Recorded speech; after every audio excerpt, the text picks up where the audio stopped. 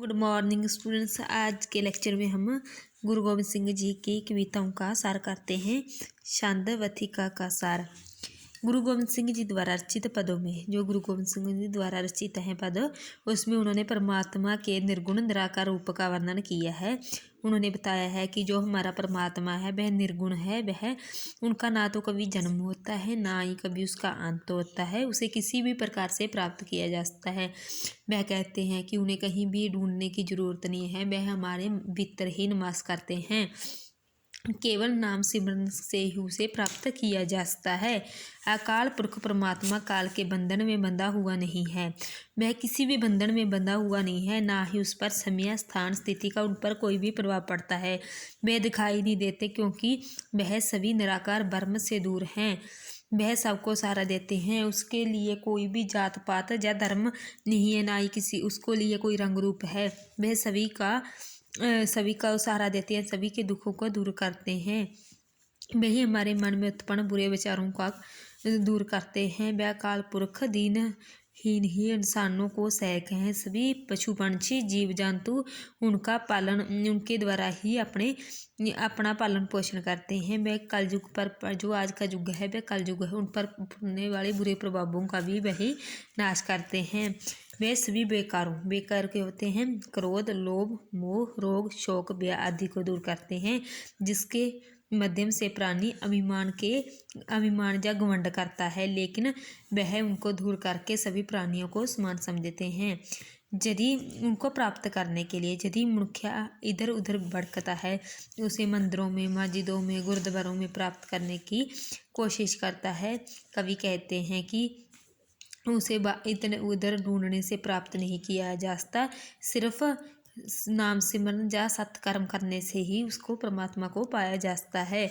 उन्होंने बाहरी आडंबरों आदि को कदापि महत्व नहीं दिया। उनके कहा है कि उनकी कृपा के बिना किसी भी प्राणी को मुक्ति प्राप्त नहीं हो सकती। उन्होंने कहा है कि परमात्मा की प्राप्ति के लिए लोग व्रत रखते हैं, रोजे रखते हैं, देश देश और घूमते हैं, यात्राएं करते हैं, मंदिरों में जाते हैं, गुरुद्वारों में जाते हैं, जटा धारण करते हैं, भस्म लगाते हैं, योगासन करते हैं, लेकिन वह कहते हैं कि परमात्मा इन परिधियों से परमात्मा को पाया नहीं जा सकता। केवल आडंबरहीन भक्ति प्राप्त केवल शुद्ध मन से जब इंसान नाम सिमरन करता है तो वह परमात्मा को पा सकता है।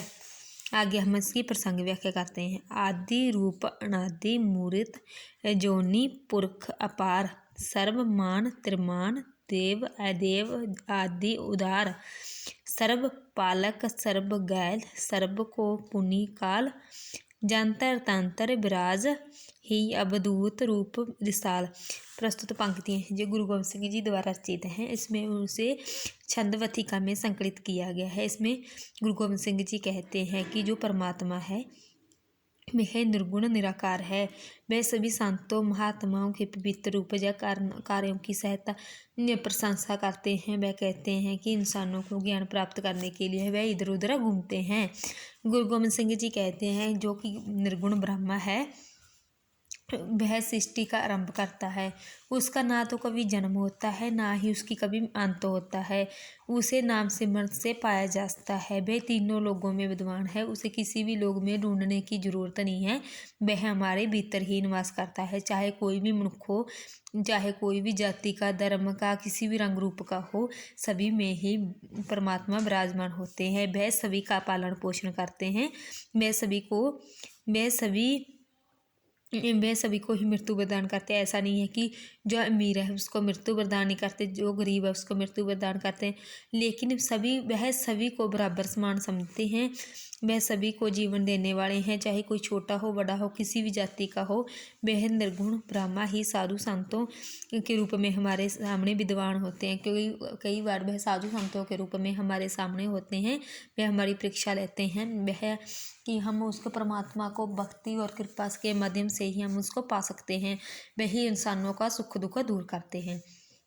इन पंक्तियों के माध्यम से कवि ने गुरु गोविंद सिंह जी ने निर्गुण ब्रह्मा का परिचय देते हुए साधु संतों के महत्व का प्रतिपादित किया है कि निर्गुण ब्रह्मा का ही साधु महात्माओं के भीतर निवास करते हैं, कभी कभी आते हैं।